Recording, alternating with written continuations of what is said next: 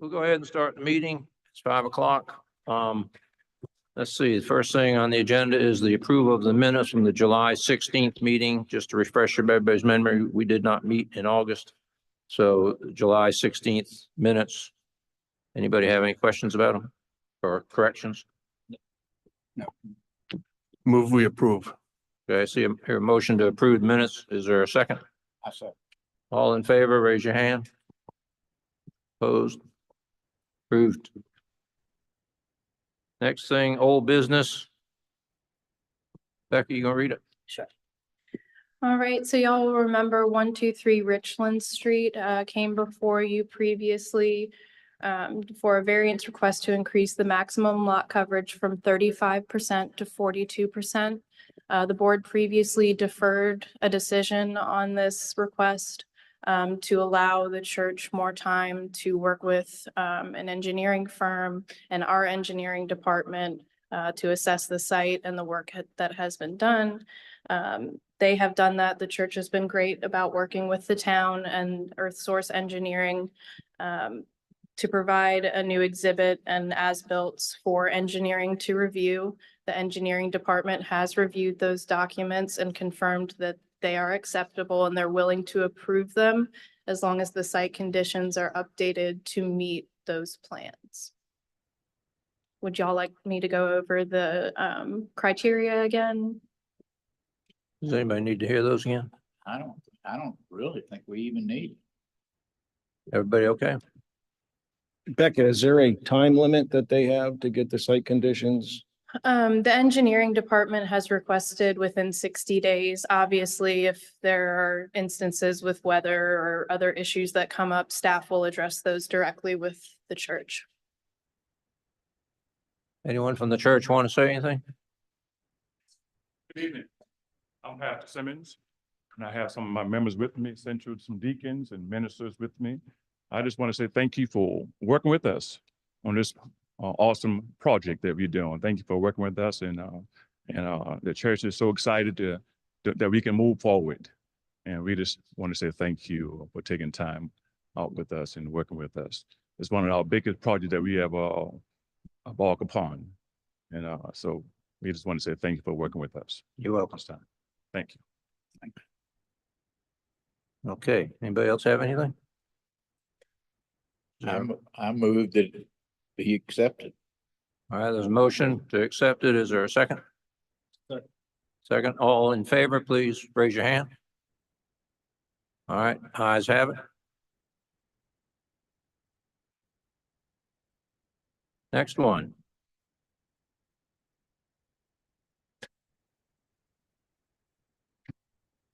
So this is for 111 Dax Lane, which is a property that's zoned GR2.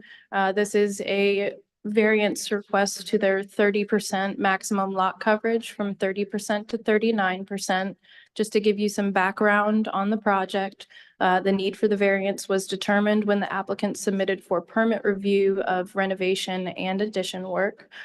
Staff does feel that the applicant does not meet all 4 criteria and that a hardship is present as it relates to the existing conditions listed under A of the property only. So the extraordinary conditions do exist on the property as the property was already over the impervious surface limit when the current homeowner purchased the property and inherited the impervious overage. Other property in this area do have similar conditions, as most of Dax Lane has lots of similar size, square footage that have pools and large paved drive areas. Utilization of the property is not eliminated or unreasonably restricted due to the lot coverage limit, as impervious area could be reduced or modified to meet the impervious surface limit. Detriment may be caused to other properties by the issuance of lot coverage variances.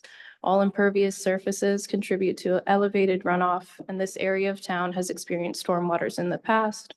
There is a large retention pond that was installed by the town just outside of Dax Lane. Continual approval of impervious surface overage can and will contribute to the failure of systems that are designed with a specific impervious surface limit. So I will hand it over to the homeowner. Evening, gentlemen. My name is Trent Hyatt. Obviously, I submitted this request and The whole point is to ask your permission to raise the limit from 30% to 39%. The one thing that I want to be real clear about as I talk about this is that essentially, if you look at the survey here, what you can see is that these conditions existed prior to us moving into this home. All right. So having worked in real estate development in the past, I fully understand and appreciate the importance of limiting the amount of impervious space that a lot can have on it for water runoff and so on and so forth. What I'm saying is that by granting this variance today, there's no substantial change that will be felt because all of this has existed for multiple decades at this point in time. I am a resident here, but I'm what you would call a lifer. I grew up in Moncks Corner. My wife is from Somerville. She graduated from Fort Dorchester. I had the good fortune of selling a business last year. And when I talked to my wife, I said, hey, we can live anywhere that we want to live. Where do you want to live? She said, I want to live right here. This is home. This is where we want to raise our boys. We have a 4- and a 6-year-old. We love the community. We love Somerville. When people from up north come down, I tell them, look, when I was little and I had a sippy cup, it was full of sweet tea. That's how I grew up. All right. I've eaten my body weight in food, pizza and breadsticks from Fazoli's when it used to be on Main Street here in Somerville. The whole idea is to improve this home, is to make it a place where my kids can grow older, go to college, come back and have this. And my house is cedar sided. It was infested with termites. All right. And so my job as a father is to make sure, number one, that this house is safe. The back porch on this home is unsafe. The back porch has been removed, and you can see from the building of the home, you can see that they built it elevated. It's always had that back porch. When we moved into this home, we were far over the limit. We have not added to the impervious space since we moved in. Here you can see the porch has been removed, and we had no problem with the plans when we submitted them to the city for our siding, for our garage renovations. Where we really ran into the problem is when we looked to redo our back porch. And the back porch, guys, I had jack stands under this back porch to support it. What happened was, and I'm not throwing anyone under the bus, but the previous homeowners, they didn't get anything approved. And so the city didn't know that we had crossed this threshold of 30%. I'm trying to do the right thing. I'm trying to cross every T and dot every I. And so when we submitted the updated survey, much to our surprise, we found out about the impervious situation. We then spent probably 3 months trying to figure out how we could mitigate this situation, how we could minimize it. We went as far as to say, we will remove my child's treehouse. We'll pull up all gravel. We'll remove the shed. That still was not enough. What we would have to do to get down to 30% is we would have to literally tear up the concrete driveway and put in, pavers with gravel, something that I was quoted at about $50,000. What I'm asking to do is to put the house back pretty much the way that it was, right? And this is, again, I just want to reiterate this. This is how this home has been for multiple decades. So when we look at this, and I'm not trying to be argumentative, but when we're looking at, does this cause a detriment to our neighbors? The answer is no. It doesn't cause a detriment because it doesn't add to the amount of impervious space that has existed on this lot. Now, when this was done by previous owners, yeah, when they crossed that threshold for sure. But whatever effects are to be felt from this have already been felt for a long time. And so that's what I did. I went to both neighbors who could possibly be affected by this, one on either side of us. And I said, hey, do you have any problem with our home plans? This is what we're trying to do. Their answer is absolutely not, because we have the greatest neighbors there are. They are fantastic. Our neighbors are like family. It's yet another reason why we want to stay exactly where we are. So what we are trying to do that really, caused an issue is we tore the back porch down and we're unable to rebuild the back porch because we're over this limit. And so what we're trying to do is we're trying to expand the footprint of the back porch to the corner of the house. And when you first look at that, you may say, hey, well, that's definitely adding to the amount of impervious space, but it's not. And the reason is there's already concrete that goes around that side of the home. And what isn't included on this, because I already pulled it up, when we moved in, there were concrete pavers that covered an area that was probably, I don't know, 15 by 10 feet, 40 pounds a piece. Those are already pulled up, right? So when you look at it net, there's actually going to be more pervious space when we're done with construction than there was when we moved into the home. At this point in time, I'll level with you. I just want to put my house back together. It has been torn apart for 6 months. I know you gentlemen can understand and appreciate this. What's the saying? Happy wife, happy, right? We're not happy at home with the house torn apart. And so what we're trying to do is we're trying to do what our predecessors did not. We're trying to ask for permission. We're trying to see if we can move forward with these plans. We're not hiding behind anything. We're saying this is what it is. And can we please have your permission to put our home back together, to build a back porch that we can actually sit under, that's not unsafe, that's not putting us in a spot where we're baking in the sun when our kids and the neighborhood children are playing in our pool. We're so fortunate to have this. We're so fortunate to live in this community, and we want to make it nicer, and we want the longevity in this home. And so that's what I'm asking for today. I'm asking your permission to allow us to increase that amount, that threshold from 30 to 39%, to grant the variance and allow us to put our house back together. When we look at these pictures, to anyone else, it's just a house. To me, it's my home, and I'm ready for it to be back orderly, and I want it to be nice. I want to raise my family there. And that's really all I have for you, gentlemen. What does your shed sit on? Gravel, sir. Okay, so that's a big gravel area? That's a gravel area. Yes, sir. Okay, so that's not impervious. So yeah, gravel is counted as at a rate of 25% impervious rather than 100%.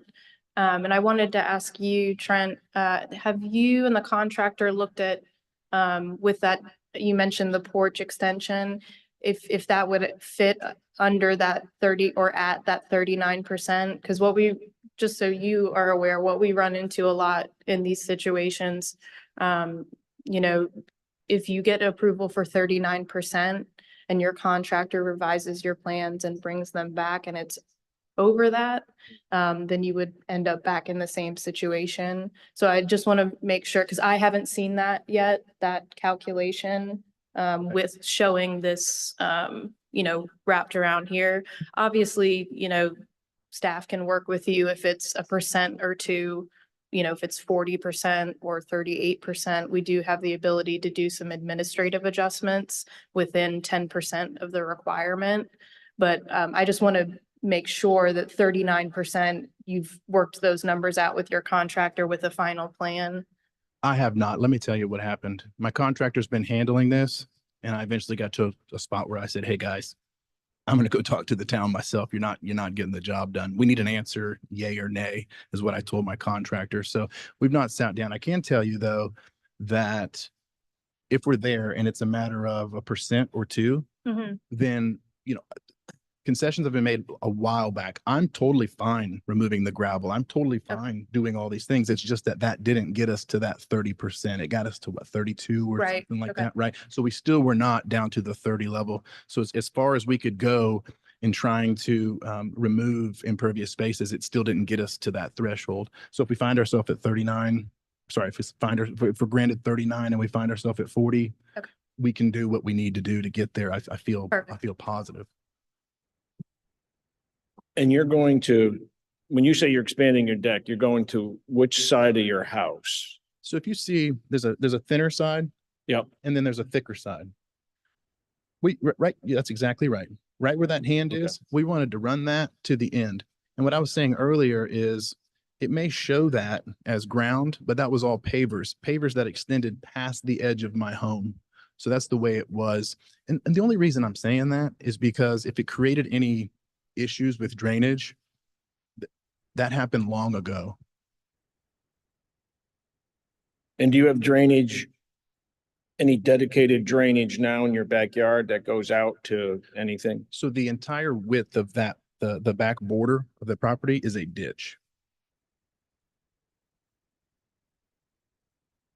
You can see where the pipe locations are here in the pretty at every corner of the lot.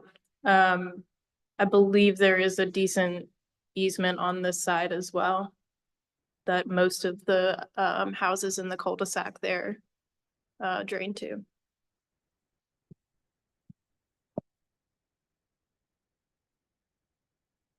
Anyone else have any questions?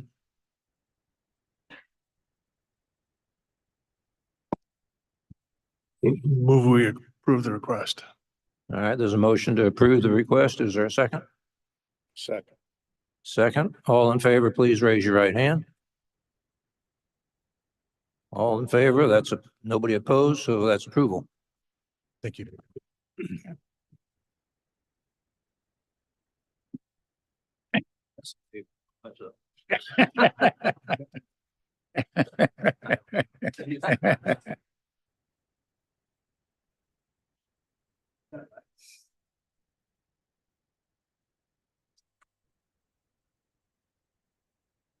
All right, I don't have anything miscellaneous for y'all, so unless there's something we need to address, we can get a motion to. I will entertain a motion to adjourn. All right, second. All in favor? Adjourn.